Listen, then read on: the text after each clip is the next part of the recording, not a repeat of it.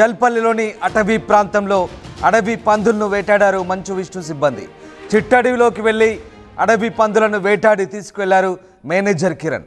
అడవి పందిని వేటాడి తీసుకెళ్లినట్లుగా మేనేజర్ కిరణ్ పై ఆరోపణలున్నాయి. వేటాడిన అడవి పందిని బంధించి తీసుకువెళ్లిన ఎలక్ట్రీషియన్ దేవేంద్ర ప్రసాద్ వ్యవహారం కూడా ఇప్పుడు సంచలనంగా మారింది.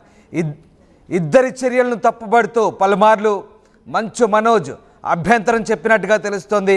అడవిలోకి వెళ్ళి పందులను వేటాడొద్దంటూ హెచ్చరించినప్పటికీ మేనేజర్ ఎలక్ట్రీషియన్ పట్టించుకోలేదు. అడవి పందులను బంధించి తీసుకెళ్తున్న వీడియోలు ప్రస్తుతం వైరల్గా మారుతున్నాయి.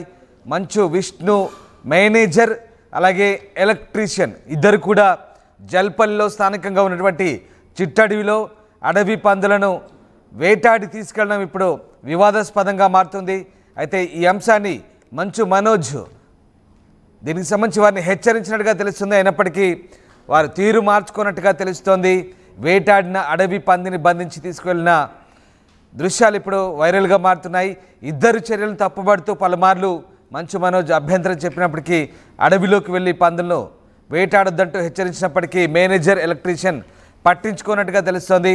అడవి పందులను బంధించి తీసుకెళ్తున్న వీడియోలు వైరల్గా మారుతున్నాయి. మంచు ఫ్యామిలీ మరో వివాదంలో చిక్కుకుంది.